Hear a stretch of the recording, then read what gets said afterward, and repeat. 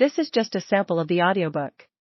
To get the complete audiobook, access the link posted in the first comment. How selfish soever man may be supposed, there are evidently some principles in his nature which interest him in the fortune of others, and render their happiness necessary to him, though he derives nothing from it except the pleasure of seeing it. Of this kind is pity or compassion, the emotion which we feel for the misery of others when we either see it or are made to conceive it in a very lively manner. That we often derive sorrow from the sorrow of others is a matter of fact too obvious to require any instances to prove it. For this sentiment, like all the other original passions of human nature, is by no means confined to the virtuous and humane, though they perhaps may feel it with the most exquisite sensibility. The greatest ruffian, the most hardened violator of the laws of society, is not altogether without it. As we have no immediate experience of what other men feel, we can form no idea of the manner in which they are affected, but by conceiving what we ourselves should feel in the like situation. Though our brother is upon the rack, as long as we ourselves are at our ease, our senses will never inform us of what he suffers. They never did, and never can, carry us beyond our own person, and it is by the imagination only that we can form any conception of what are his sensations. Neither can that faculty help us to this any other way than by representing to us what would be our own if we were in his case. It is the impressions of our own senses only, not those of his, which our imaginations copy. By the imagination we place ourselves in his situation, we conceive ourselves enduring all the same torments, we enter, as it were, into his body, and become in some measure the same person with him, and thence form some idea of his sensations, and even feel something which, though weaker in degree, is not altogether unlike them. His agonies, when they are thus brought home to ourselves, when we have thus adopted and made them our own, begin at last to affect us, and we then tremble and shudder at the thought of what he feels.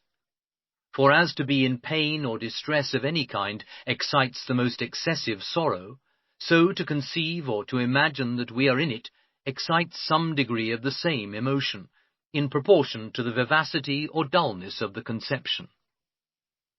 That this is the source of our fellow feeling for the misery of others, that it is by changing places in fancy with the sufferer that we come either to conceive or to be affected by what he feels, may be demonstrated by many obvious observations, if it should not be thought sufficiently evident of itself. When we see a stroke aimed and just ready to fall upon the leg or arm of another person, we naturally shrink and draw back our own leg or our own arm, and when it does fall, we feel it in some measure, and are hurt by it as well as the sufferer. The mob, when they are gazing at a dancer on the slack rope, naturally writhe and twist and balance their own bodies, as they see him do, and as they feel that they themselves must do if in his situation.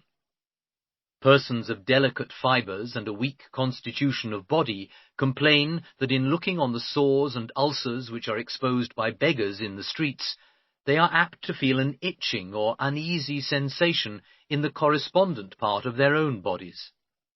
The horror which they conceive at the misery of those wretches affects that particular part in themselves more than any other, because that horror arises from conceiving what they themselves would suffer if they really were the wretches whom they are looking upon, and if that particular part in themselves was actually affected in the same miserable manner. The very force of this conception is sufficient, in their feeble frames, to produce that itching or uneasy sensation complained of. Men of the most robust make observe that in looking upon sore eyes they often feel a very sensible soreness in their own, which proceeds from the same reason. That organ being in the strongest man more delicate than any other part of the body is in the weakest. Neither is it those circumstances only which create pain or sorrow that call forth our fellow feeling. Whatever is the passion which arises from any object in the person principally concerned, an analogous emotion springs up at the thought of his situation in the breast of every attentive spectator.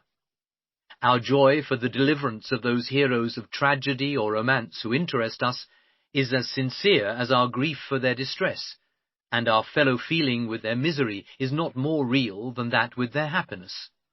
We enter into their gratitude towards those faithful friends who did not desert them in their difficulties, and we heartily go along with their resentment against those perfidious traitors who injured, abandoned, or deceived them.